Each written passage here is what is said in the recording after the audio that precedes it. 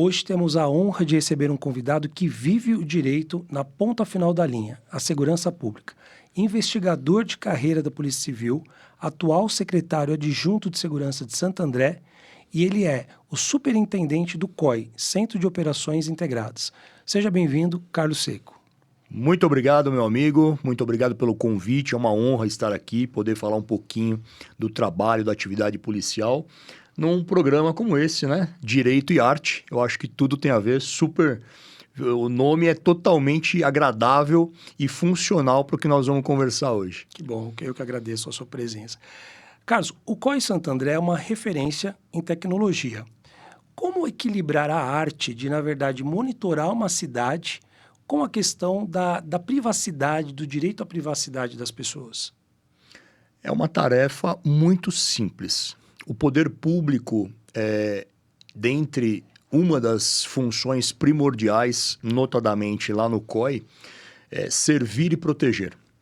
Nós, hoje, no mundo atual, vivemos um mundo muito mais tecnológico e essa tecnologia acaba sendo voltada para a segurança pública.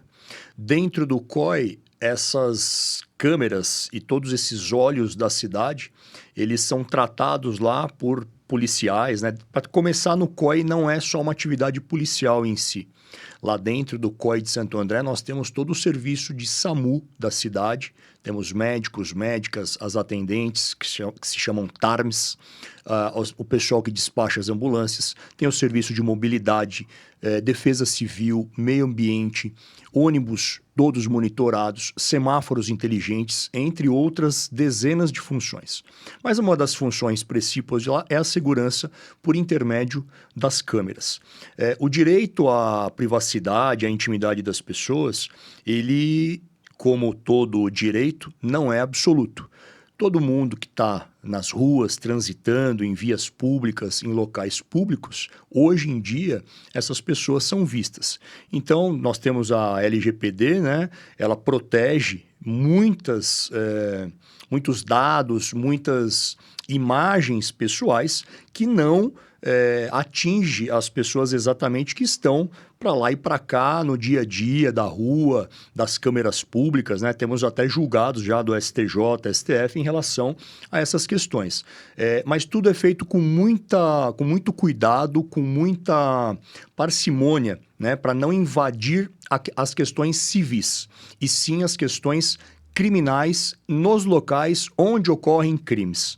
Então, a brincadeira ali começa quando ocorre um crime, ocorre qualquer divergência em relação à situação de normalidade da cidade, seja no trânsito, seja crimes propriamente ditos, e a partir daí essas imagens elas são armazenadas lá dentro do equipamento e são tratadas da melhor forma possível, que não se identifique, não se exponha a ninguém, exceto a parte que está cometendo o delito, que são os criminosos.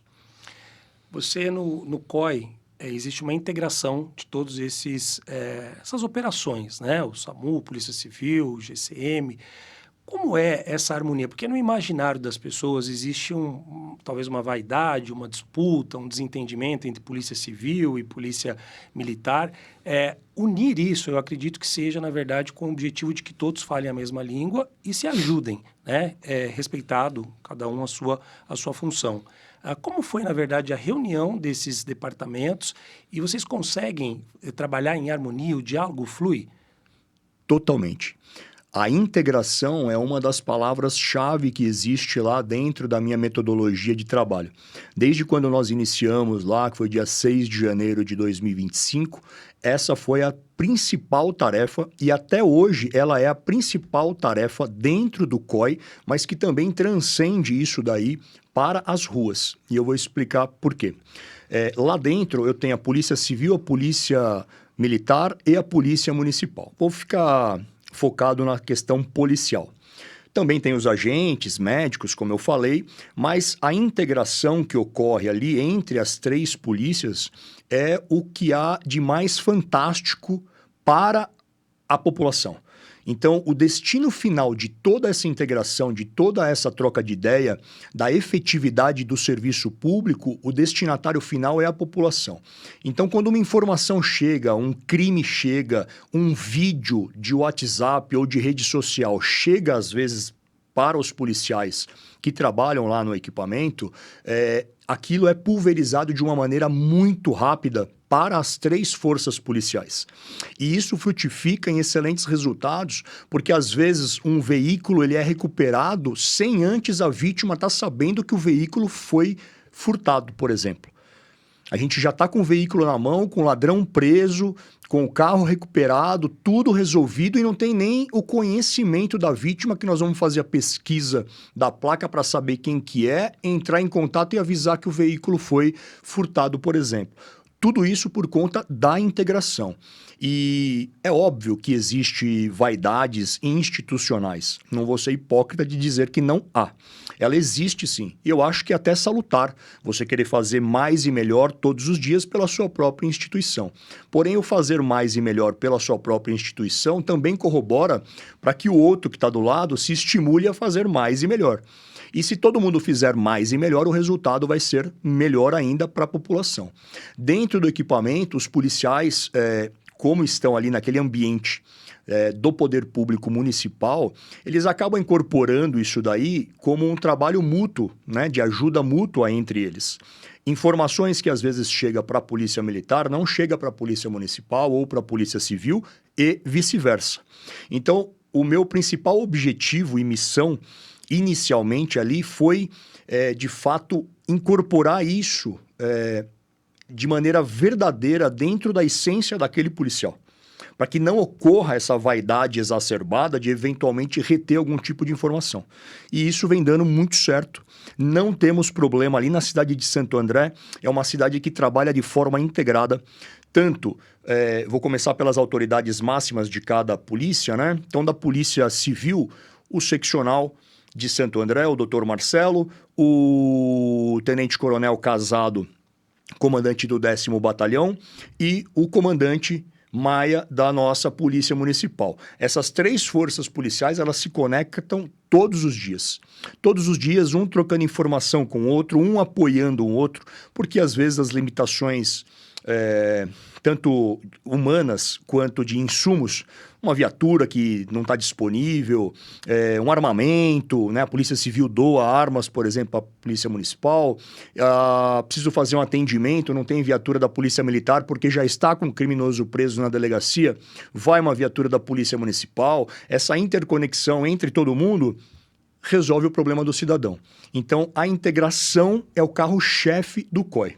Então, nós poderíamos dar o seguinte exemplo. Por exemplo, tem um flagrante. A gente sabe que quando tem um flagrante que você chega na delegacia, você tem uma tendência a ficar horas e horas a fio.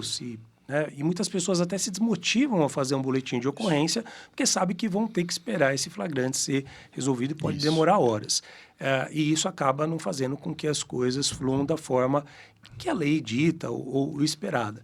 Há uma junção, por exemplo, nessa situação, porque a gente sabe que uma viatura, quando está lá, ela tem que, teoricamente, esperar aquele flagrante acontecer. E, neste momento, deixa-se de ter viaturas na rua, né, para poder cumprir a sua finalidade. Essa integração existe também em momentos como esse? Eu digo, na prática, isso funciona? Sim. Vamos supor, a Polícia Militar está lá apresentando o flagrante, 3, 4 horas, basicamente. E por que tudo isso? Infelizmente, o sistema ele é burocrático. É por isso que uma das minhas bandeiras de defesa e de trabalho é a mudança do sistema de justiça criminal. A mudança do sistema de justiça criminal não é apenas e tão somente a mudança de lei. É uma mudança cultural de um sistema, a começar da lei. Mas eu preciso mudar o pensamento que às vezes ministros, desembargadores, juízes importam teorias de países de primeiro mundo, onde a cultura é totalmente diversa da nossa cultura, e é impossível você aplicar isso aqui. Então a gente precisa começar a resolução da base. E a base é um pensamento, é uma ideologia, é uma cultura, é um direcionamento baseado num sistema legal que precisa ser alterado. Então eu mudo a lei e começo a mudar todo o resto, de forma sistêmica. A partir do momento que a Polícia Militar está apresentando uma ocorrência e tem um chamado ou cai lá na rede da Polícia Militar um pedido de ajuda, uma solicitação de viaturas e não tem para atender, lá dentro do COI, por conta da integração, a Polícia Municipal, a Polícia Civil fica sabendo. E aí ela vai. Um ajuda o outro. Porque o objetivo é ter acesso à informação. Isso é um grande problema. Se você ligar 190 para falar que você foi roubado aqui, na frente de onde nós estamos, essa chamada ela é recebida e tratada, então a polícia está sabendo. Beleza? Não. Se passar uma viatura do GOI ou do Garra aqui na frente, ela não sabe. Porque essa informação ela vai só para a Polícia Militar. 190 é da Polícia Militar. O policial, 4 homens fortemente armados dentro de uma viatura linda da Polícia Civil, do GOI, do Garra ou de distrito, seja lá o que for, passa do lado desse carro roubado, que acabou de ser roubado, acabou de ser noticiado 190, ele não está sabendo disso. Ele não sabe, porque não tem intercomunicação. Isso, por exemplo, na comarca de Santo André já acontece por conta do COI. Por conta do COI. Então, quando cai um carro roubado, tem lá o policial militar com um rádio da Polícia Militar dentro do equipamento. Nós todos ficamos sabendo. Isso é divulgado automaticamente para a Polícia Civil e para a Polícia Municipal. Então, nesse caso que eu acabei de citar como exemplo, a viatura vai estar sabendo, de maneira, aspas, informal, mas com um vínculo institucional que é dado pelo COI. Por isso que Centro de Operações Integradas. Tudo que se faz lá se faz de maneira a integrar os serviços para aumentar a velocidade e dar uma resposta mais efetiva para a sociedade. A gente percebe que muito é de iniciativa, né? A gente sabe que nossos governantes têm que ter a iniciativa, a boa vontade. A gente viu, por exemplo, a desconstrução da Cracolândia, né? O trabalho que veio por uma iniciativa, na verdade, dos governantes, né? Uma força unida para acabar com aquilo. Nós vimos aí recentemente que o prefeito de Santo André foi para fora, né? Fez alguns convênios para poder trazer alguns movimentos para Santo André, como, por exemplo, ter uma ambulância, o farol já percebe aquele movimento e já libera o tráfego. Santo André está se tornando referência nisso. Como os outros municípios olham para esse movimento de Santo André? Acham positivo? Pedem auxílio de como fazer? Sim. Existe isso, sobretudo, né, o COI, eu vou fazer uma pincelada, o COI ele iniciou em 2018 com o Paulo Serra, ele que criou o COI naquele formato e ele vem se desenvolvendo a cada ano que passa. Quando teve a transição de governo e o Gilvan acabou vencendo as eleições e iniciou esse processo de continuidade da gestão anterior, ele fez parte da gestão, então ele sabia como tudo funcionava. Ele, embora um prefeito jovem, é uma mente brilhante, ele aprendeu toda a sistemática pública ali de todas as áreas. Então ele é um cara que conhece todas as áreas.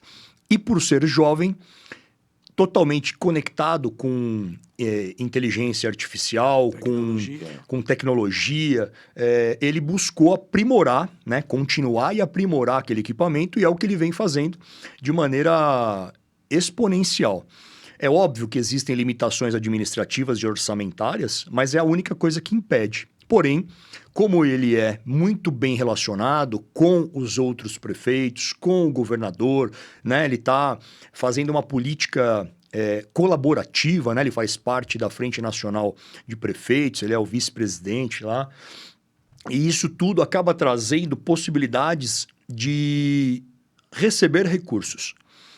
O governador foi até a cidade recentemente, viu como aquilo tudo funciona, né? Ele apresentou de uma maestria incrível e pelo fato do negócio funcionar e funcionar muito bem, isso acaba atraindo os olhos dos outros governantes que procuram acompanhar na medida do seu orçamento, na medida da sua desenvoltura, porque hoje a segurança pública é a pauta mais importante na mente, na vida da população. Isso não sou eu que estou dizendo, isso são as métricas que são feitas de necessidades da população.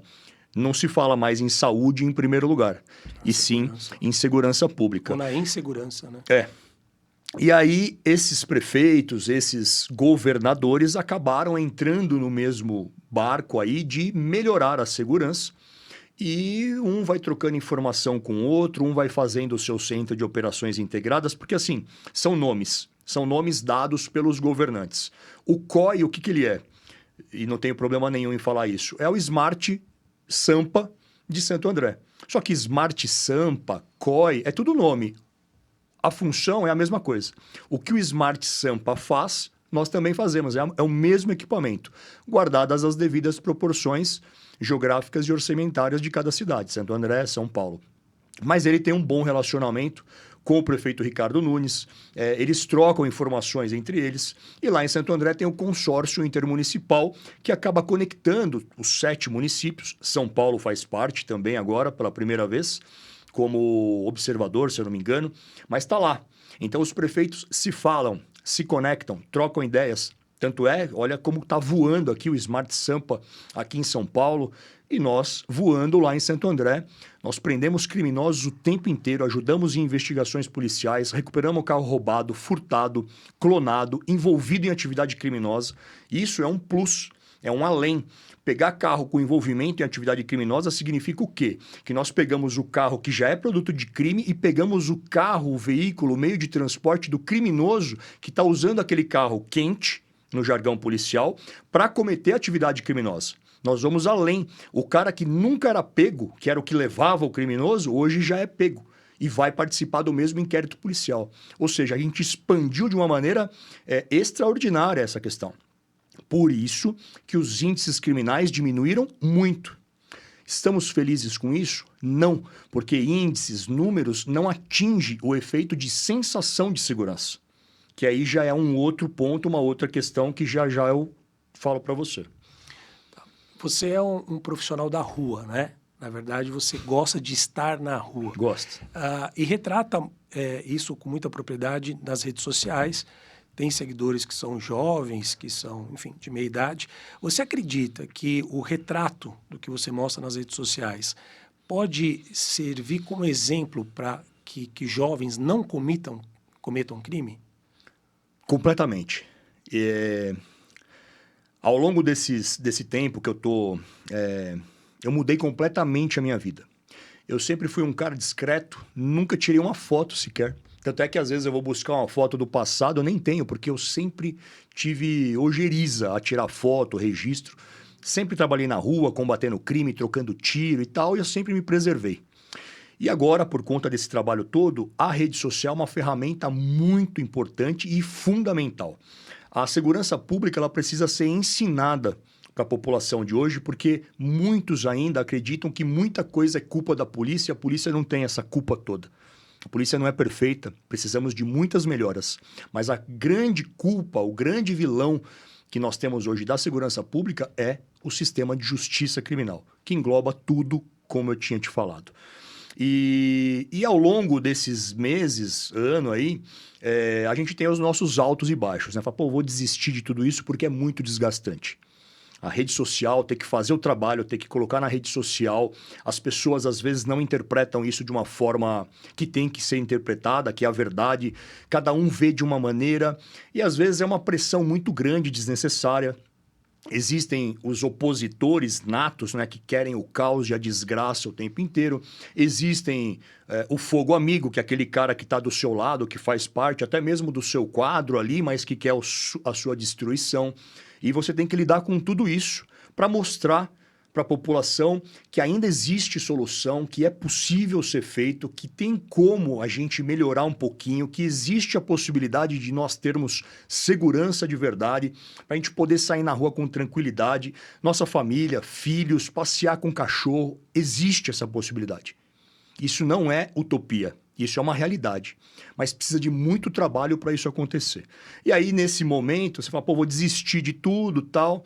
Eis que você vai, por exemplo, numa festa de criança e o filho do casal lá, dono da festa, de 11 anos, chega para você e fala, tio, eu te sigo, sou seu fã, quero ser policial quando eu crescer. Cara, isso é fantástico. Nós estamos falando de classe média alta, pessoas de outro nível, né? Uma criança, daquela maneira, falar isso. Me tocou. Em contrapartida, eu vou em uma comunidade, não vou citar o nome, porque eu tenho pessoas que me seguem nessa comunidade. É uma das mais violentas lá em Santo André. E eu tenho uma parcela que quer me matar e eu tenho uma parcela que me ama dentro da comunidade. De homens, mulheres e crianças. Então, quando eu vou lá na comunidade atrás de um criminoso, eu ouço ameaças de morte, xingamentos, N coisas. E eu ouço e vejo. Ouço palavras positivas e vejo brilho nos olhos das pessoas. De vendo que... sentindo que ela está vendo que a gente está fazendo algo de bom para elas. Então, isso não tem preço. Sobretudo de crianças. Quando a criança se aproxima de você dentro da comunidade, cara, e vem te estender a mão, vem falar com você, vem agradecer você por estar lá, é muito emocionante isso. Isso não tem preço. E aí, naquele momento que você pensou em desistir, você fala, ia falar um palavrão. Nem ferrando. Não vou desistir, eu vou continuar. E aquilo te dá uma força estratosférica, é uma força propulsora que te faz ir mais, ir além e tentar vencer qualquer tipo de desafio. Perceba que eu te falei dois extremos de uma pobreza e de uma riqueza falando a mesma coisa. Ou seja, isso só prova uma coisa. Existe luz no fim do túnel e não é um trem. É uma luz que pode iluminar todos os nossos corpos, espíritos, vidas, para as pessoas prosperarem, para a sociedade ter uma vida mais amena, mais tranquila e, de fato, viver os seus próprios problemas, que são inatos da vida cultural, da vida do ser humano, e parar de viver esses problemas externos, de ao pôr o pé na rua, os pés nas ruas, você ter medo de tomar um tiro na cara, como hoje, por exemplo, ou ontem, todo dia morre uma pessoa. Estão escalando do roubo para o latrocínio de uma maneira de um dia para a noite. Onde isso vai parar? Quem vai fazer isso parar? Existe possibilidade de parar. Mas não é uma pessoa, não é um Carlos que vai fazer isso, não é um Derrite que vai fazer isso. É um Carlos, um Derrite, um Tarcísio, um Gilvan Ferreira, um Paulo Serra. É uma união de forças do bem, cada um fazendo a sua parte, o seu papel, de acordo com o seu poder, porque é o poder que traz isso. Sem poder, você não consegue fazer isso. O poder está na política. Por isso que a política é tão importante. A gente precisa de uma política saudável, sadia, verdadeira, para fazer efetivamente as coisas pela sociedade. Porque a maioria das pessoas não fazem isso de forma verdadeira. E no momento que você, por exemplo, traz essa realidade nas redes sociais, você acredita que isso mais dá exemplo ou talvez a impunidade? Porque o que a gente está vendo hoje, né? Filho que mata pai, na verdade, pai que abusa de criança.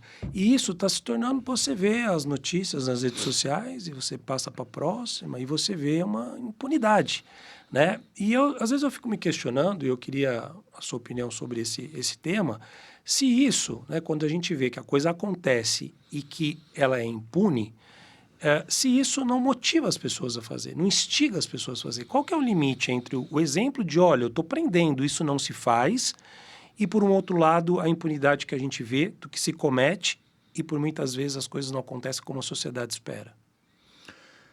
Esse é o grande dilema, mas ele é muito fácil de se resolver. Quando a gente mostra na rede social o caos, concomitantemente eu mostro a resolução desse caos dias depois. Um exemplo fatídico aí e fático. Um criminoso de moto roubando lá em Santo André. Saiu na Globo, Metrópolis, vários. 2 dias, 3 dias. Domingo agora prendemos o cara. A notícia do mal, ela propalou de uma forma absurda. Milhões de visualizações. Então, os condomínios chegaram a notícia para tomarem cuidado, porque estava tendo assalto. E a minha que eu publiquei, não vai. Aí a culpa de quem é? É de quem consome. A sociedade, ela faz parte desse processo, como um todo. Tanto é que o próprio artigo da Constituição Federal, ele diz isso. E ninguém fala sobre isso. Ou, não vamos ser radical.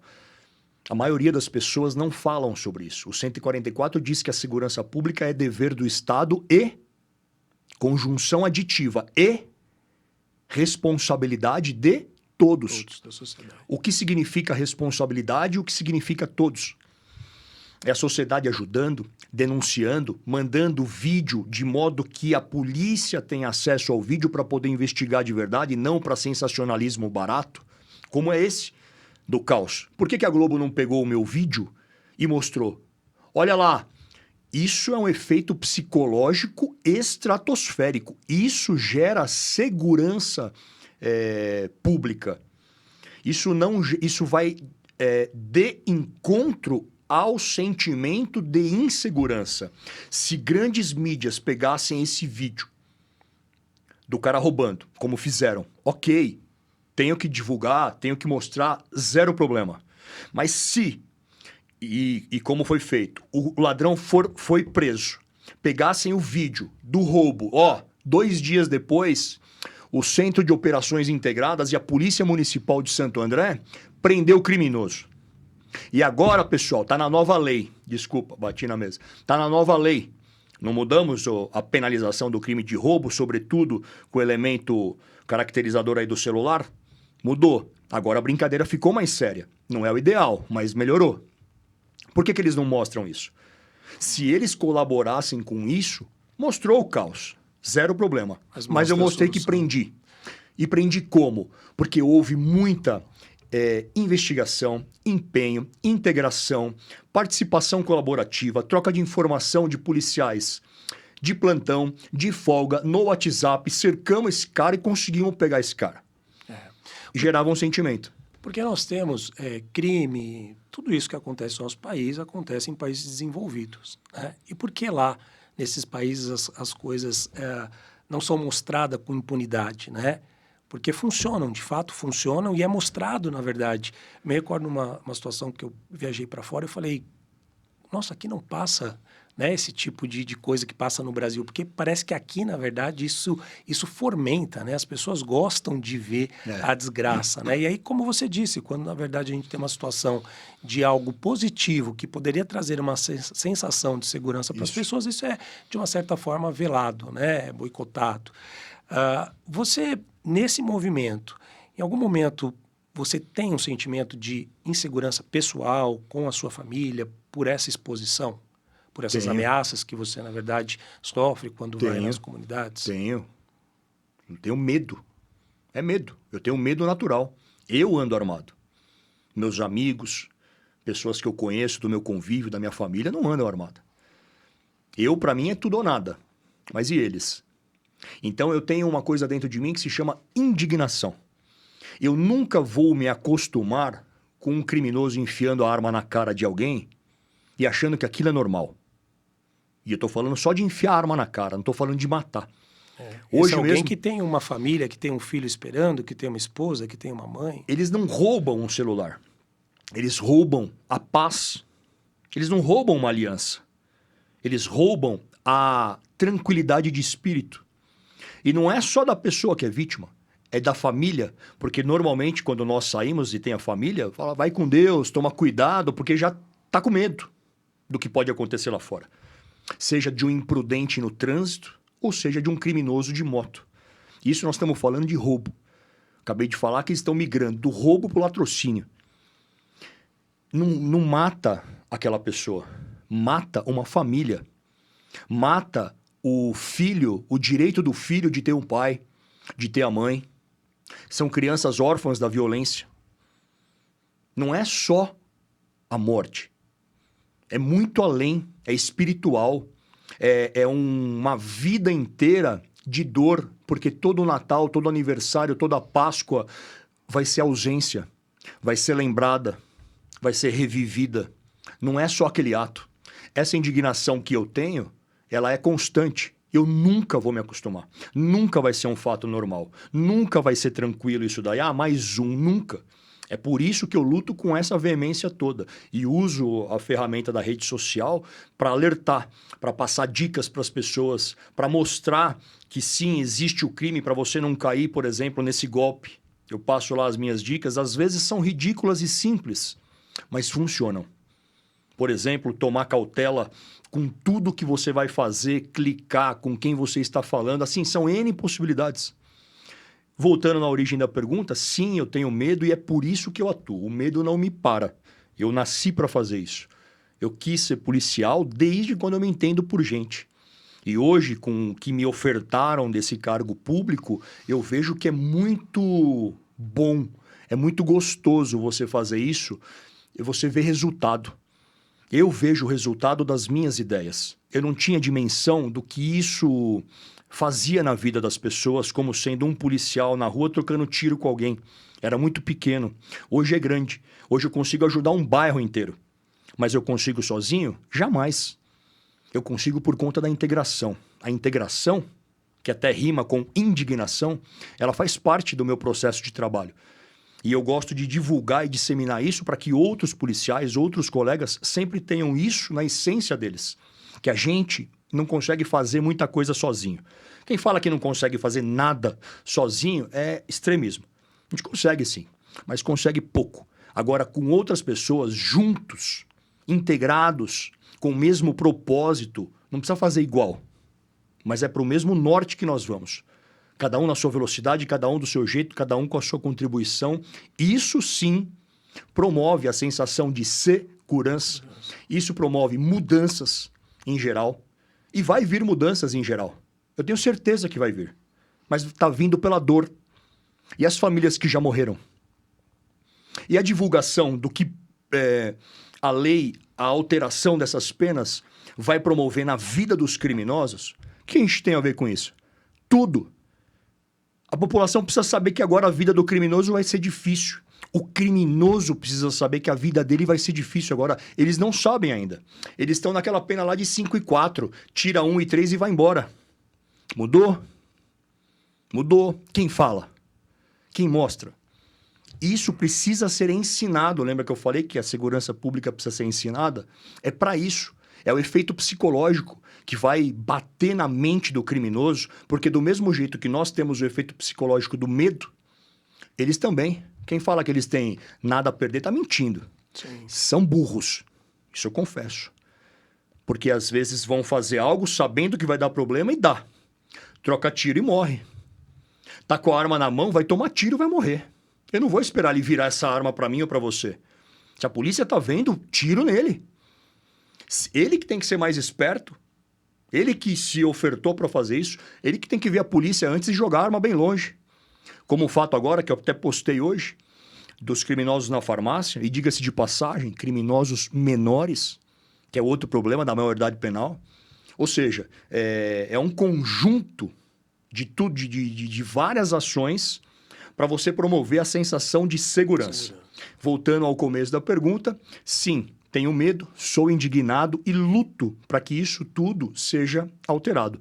A minha parte eu faço, durmo tranquilamente, porque eu faço tudo de corpo e alma na maior força que eu posso fazer para ajudar as pessoas que eu conheço e que eu não conheço. Eu faço isso para todos, de maneira equânime. E as conquistas te trazem combustível, né, para, na verdade, continuar. É isso. O direito à tecnologia, hoje não há como você não vincular direito à tecnologia, né? Sim. E nós temos o Instituto da Cadeia de Custódia, né? Como que você vê essa questão no meio jurídico como prova em processos? Como é novo, nós estamos aprendendo ainda a lidar com a cadeia de custódia digital. Recentemente eu vi um direcionamento, ainda não dá nem para falar de jurisprudência, do STJ, que eu até mudei a sistemática. Como que acontece lá, por exemplo? Então a polícia faz uma investigação e aí eles me mandam um ofício para fazer a inserção dos dados lá no nosso sistema para aquele carro ser interceptado. Às vezes por WhatsApp. Eu já bloqueei isso. Pode até mandar, mas já manda um pedido formal, um ofício, para eu garantir que aquilo foi recebido de uma maneira formal, que foi garantido, né, toda a cadeia de custódia de tudo aquilo, aquelas informações digitais, para que se houver questionamento depois que esse cara for preso, mas espera aí, como que fizeram a interceptação desse carro? Como que sabiam disso? Sei lá, advogado da outra parte pode criar N teses, Questionamentos, né? questionamentos. Então, eu criei toda uma metodologia agora, via ofício, via e-mail institucional, para garantir o meu recebimento dessa informação do interesse de X delegacia, a inserção dos dados no sistema, e quando aquele veículo passa e desperta o alerta e alguém da polícia vai fazer a interceptação, é tudo rastreado. Então, eu consigo entregar isso para a própria Polícia Civil do começo até a interceptação, e aí não há questionamentos.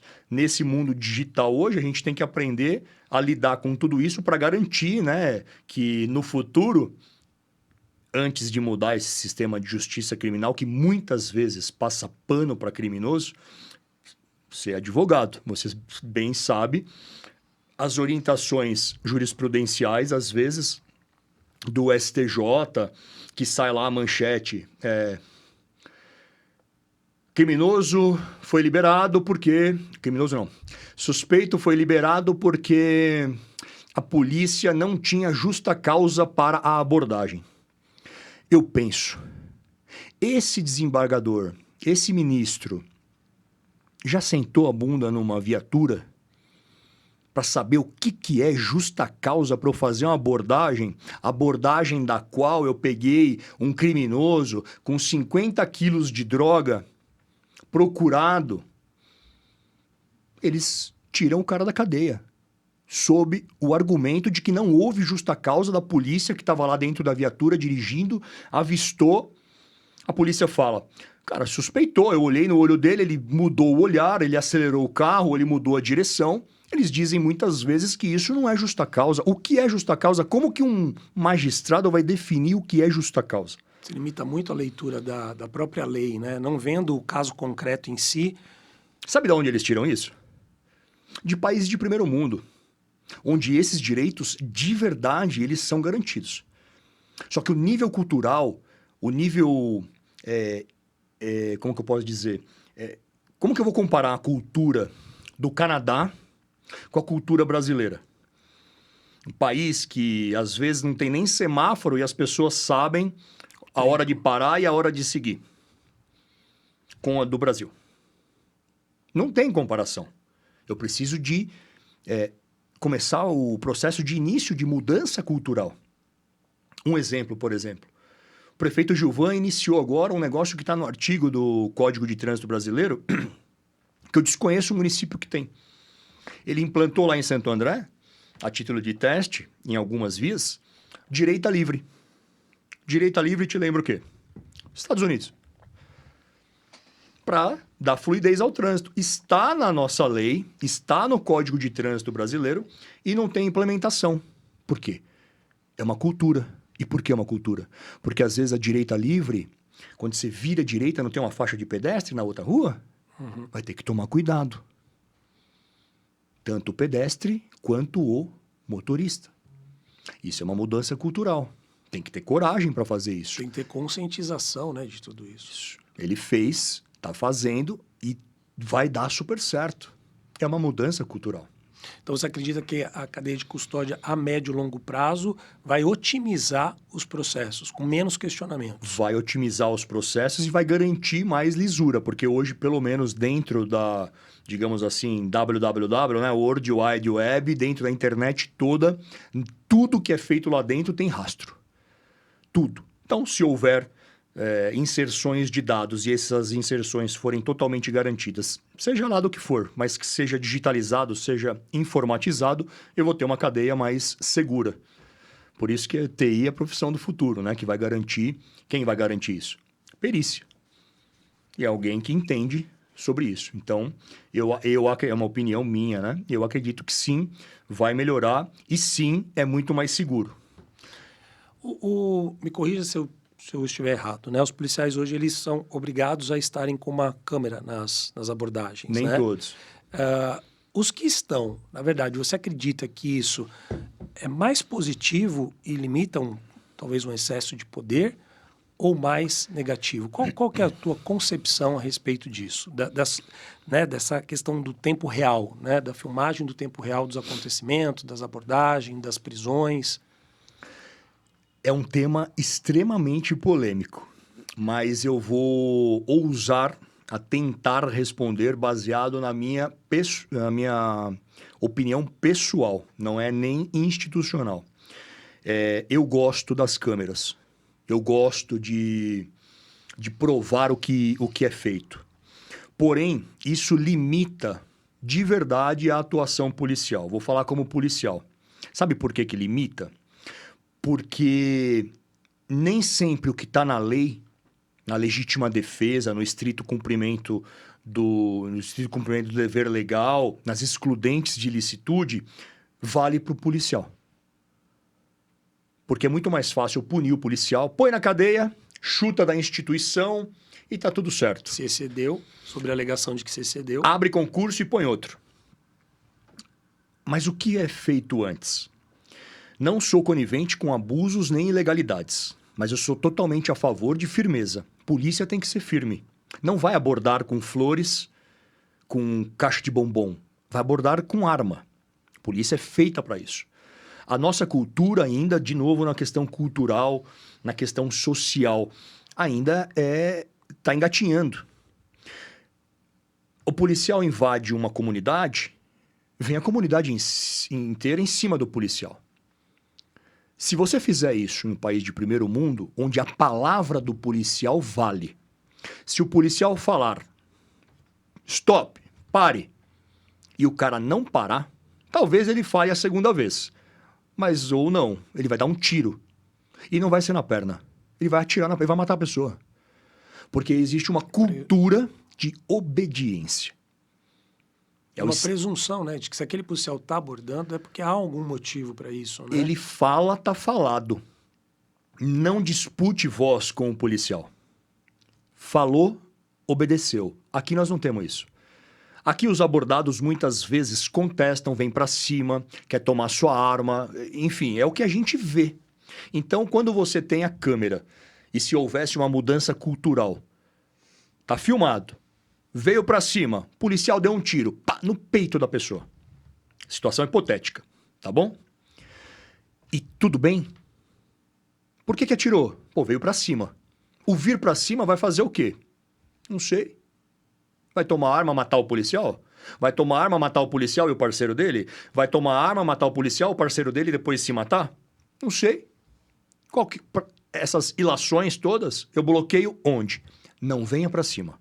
Se eu falo pare, levante as mãos, pare e levante as mãos. Se você invadir isso, vai tomar tiro. E por qual motivo você acha que existe essa audácia da pessoa te contestar como policial? A impunidade. Porque normalmente, como você vê lá, não vou defender o policial que fez isso, mas vou dar um exemplo.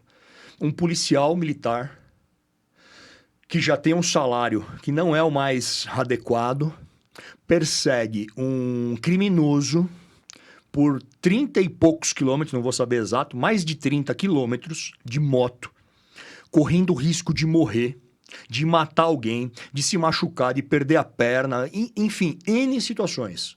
Aí ele aborda o cara. Naquele calor da emoção, ele pega e joga o cara da ponte. Esse jogar o cara da ponte é muito pesado, né? Mas que ponte era essa? Era uma ponte de 50 metros, o cara morreu? Não, não era. O cara tá vivo. Caso real. Como esse policial foi tratado? Como marginal da história. Como marginal, vai responder agora no tribunal do júri. O cara que estava defendendo a sociedade, gente. Por tentativa de homicídio. homicídio? É. Até você provar que não foi proposital, que não teve o ânimos, né? Mas aí, meu amigo, promotor, denúncia, aceita a denúncia, caso na mídia. O efeito psicológico disso gera... Isso é a minha opinião, tá? O efeito psicológico disso, que a criminalidade inteira sabe o que aconteceu com esse policial. Você acha que o outro coleguinha criminoso vai parar ou vai seguir, tentar fugir? Porque ele sabe que ele vai fugir, direito dele. Mas se acontecer qualquer excesso, naquele calor da emoção, isso e aquilo, ele sabe que o policial vai se ferrar. Então isso vai dando força para a criminalidade, isso vai alimentando o lado negro da força, o lado do mal, vai alimentando coisas ruins para pessoas ruins, e quem é do bem começa a se acuar, que é a polícia, que é a sociedade. Se houvesse, por exemplo, nesse caso, não, o cara não fugiu 30 quilômetros, não expôs a vida de quantas pessoas? As pessoas não param para pensar nisso. O ladrão está fugindo de moto. Nossa, tá fugindo de moto? Tá. O que isso representa? Ah, tá fugindo de moto. Não, não é. Ele tá fugindo de moto, se ele se perde, essa moto bate na lateral de um carro, sei lá o quê, tem uma criança e a criança morre. Ele tá expondo pessoas a um risco que eu não sei qual vai acontecer, ou se vai acontecer. Esse dano que ainda não é concreto, ele passa pano, né? A lei passa pano para isso daí. E devia ser exatamente o contrário. Cara, se você fugir, se você não respeitar, a sua pena vai ser triplicada. É o crime vezes 3.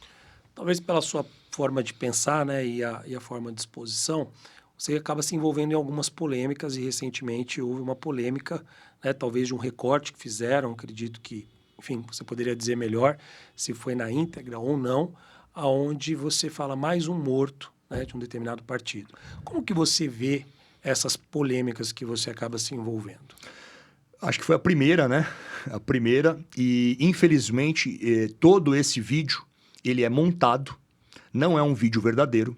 Fizeram uma montagem totalmente fora de contexto, maldosa, nojenta, com o intuito de me prejudicar.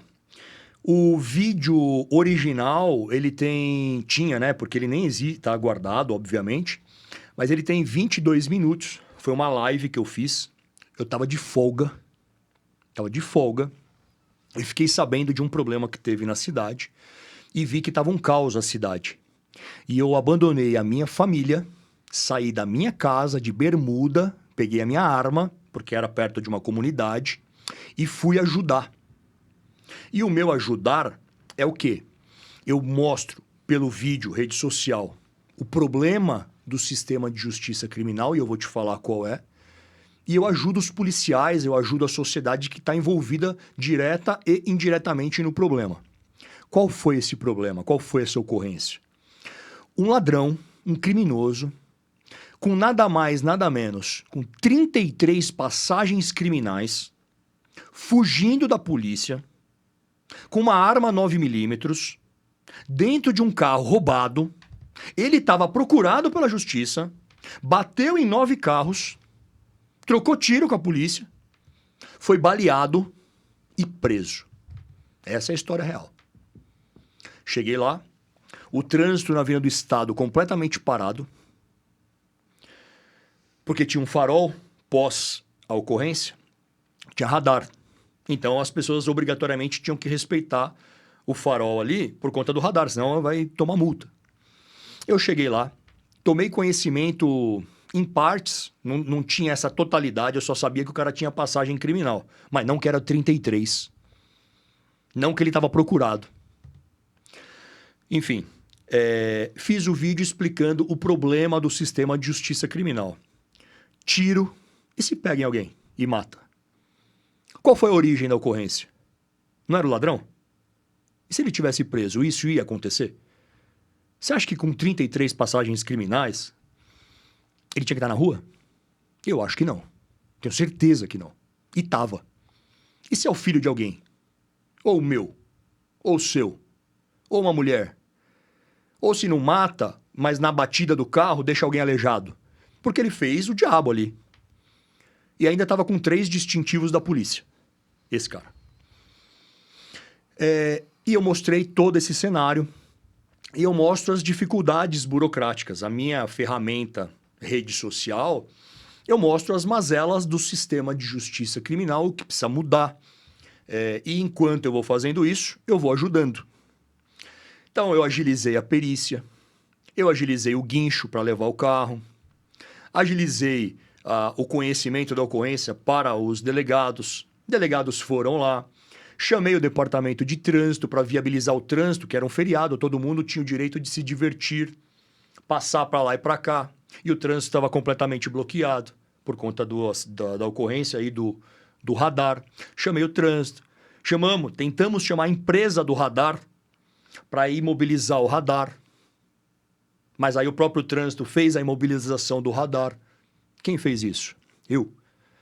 Eu não vou lá aparecer e fazer vídeo. Eu vou lá para ajudar e para informar. Fiz tudo isso.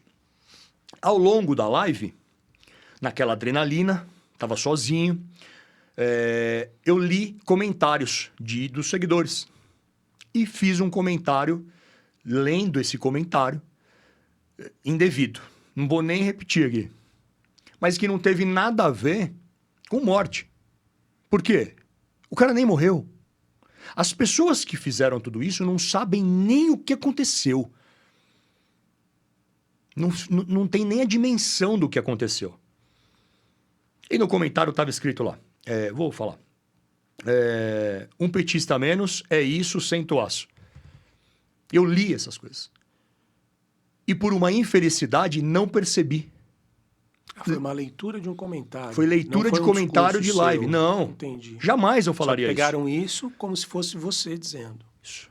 Jamais eu falaria isso. Ainda que eu acreditasse nisso, beleza?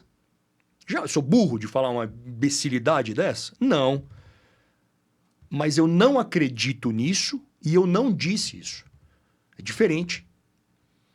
Eu promovo só o bem e eu sou contra extremismo e radicalismo.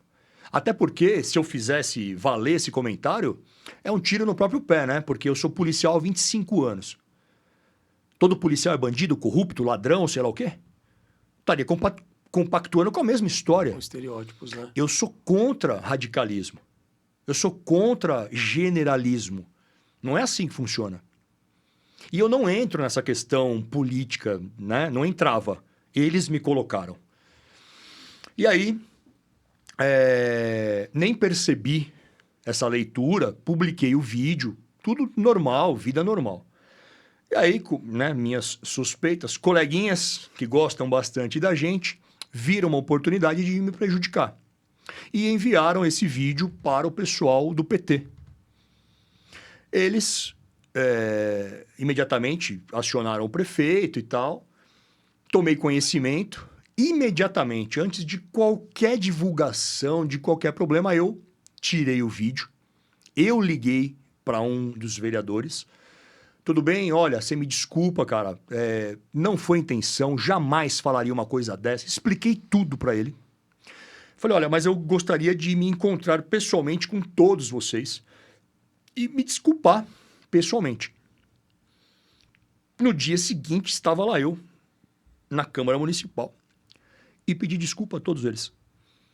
Expliquei toda a situação, todo o contexto, tudo o que eu fazia, do sistema de justiça, de tudo, absolutamente tudo. E desse vídeo de 22 minutos, não sei quem foi que fez a montagem, as investigações, em tese, tomara que tragam a verdade, mas desse vídeo tiraram apenas os palavrões, que eu... Pode falar aqui? Pode falar. Falei caralho, né? Porque eu tava dirigindo o carro, na adrenalina, no trânsito. Então, caralho, vai logo, eu queria chegar logo. Eu tava, né, sozinho, não sei o quê. Caralho, não sei o quê. Coisa, né? Polícia, normal. Não ofendi ninguém, tava sozinho. E aí eu falei, cara, o vídeo tem, acho que 18 segundos. O vídeo montado. Caralho, tem ladrão, tem traficante, tem estuprador... Um petista a menos é isso sem toaço. Em nenhuma... Eu falei... Morreu... Eu falei alguma coisa disso? É isso que tem o vídeo fake. Ainda que esse vídeo fosse verdadeiro, eu não falei... eu tô comemorando a morte de quem? Não tô falando comemorando a morte de ninguém. Mas enfim, o cara não morreu, ninguém sabe da ocorrência, ninguém sabe quem é o criminoso, ninguém falou do criminoso, ninguém se importou com as pessoas, ninguém se importou com a sociedade, com o trânsito, com os policiais, com a perícia, com o carro, indignados com 33 passagens, armado, num carro roubado, procurado, bateu em 9 carros, o perigo que isso gera. Ninguém se preocupou com nada disso. Se preocuparam em prejudicar o Carlos. E fizeram esse vídeo fake e divulgaram. Uma pessoa sem caráter, uma pessoa de péssima qualidade, que não produz nada de positivo no mundo, de bom para as pessoas, que só está envolvida em briga, em conspiração, em coisas ruins, divulgou, isso viralizou nas páginas da esquerda e me acarretaram diversos problemas. Mais de 18 mil mensagens de ameaça de morte,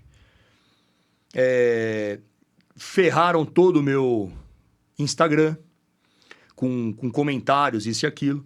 Enfim, aí fiz uma varredura em toda a internet, peguei todas essas ameaças, peguei tudo, isso tudo está judicializado, né? Está em âmbito policial ainda, porque é muita injustiça, é muita sacanagem.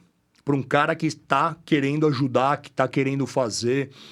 Se eu tivesse, né, cometido alguma ilegalidade, se eu tivesse falado isso daí, ainda que eu tivesse feito tudo isso, fui lá, me desculpei, tirei o vídeo e tal. E mesmo depois disso, eles de maneira dolosa, proposital, pegaram essa pauta para hypar, para atacar, para amaldiçoar, para gerar ódio, para gerar o caos. Fizeram tudo isso de maneira covarde, injusta, ilegal, por conta de questões pessoais e eleitorais. Porque se você não aparece porque você não tem pauta propositiva, você precisa achar alguma coisa, né? Você cria uma. Eles criaram. Perfeito. Carlos, eu faço sempre uma última pergunta aqui no programa. Se você estivesse diante de um tribunal para receber uma sentença pela sua trajetória de vida profissional, qual seria a sua sentença? Cara, que pergunta, hein? Se eu tivesse num tribunal para receber uma sentença por conta da minha trajetória de vida, porra, essa sentença seria uma sentença absolutória extremamente positiva. O que eu imagino, é para eu dizer o que eu imagino dessa sentença? Sim. Parabéns pelo trabalho verdadeiro que você fez, que você realmente fez valer duas frases que você sempre disse e que foram o seu lema de vida. Os sonhos são que nem os deuses. Você deixa de acreditar, eles deixam de existir. E você nunca deixou de acreditar, e você sempre fez as coisas tentarem existir, que é o bem. E a outra é uma frase do meu pai. Só pelo amor vale a vida. E essa frase ela é muito forte, porque em tudo que eu faço eu emprego amor. No trabalho, na minha família. Às vezes a gente erra, extrapola, mas é tudo baseado no amor ao próximo, que é a lição primordial que Jesus disse. Amar o próximo como a si mesmo e fazer as coisas baseadas no amor, na troca. E eu fiz isso, continuo fazendo isso, e enquanto eu tiver vida, eu vou continuar a fazer. Então, essa é a tua sentença. Queria agradecer por ter aceito o nosso convite. Queria, na verdade, te parabenizar pela tua trajetória, né? E pelas palavras que você disse, pelo empenho que você exerce em trazer essa sensação de segurança, né? Trabalhando com a segurança pública. Muito obrigado. Eu que agradeço. E, pessoal, se vocês estão gostando do nosso conteúdo, vai lá no nosso canal e se inscrevam.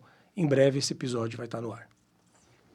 Obrigado, meu irmão. Me segue no Instagram, nas redes sociais, @carlos.seco. @carlos.seco. Segue lá, muito conteúdo interessante. Até a próxima. Valeu.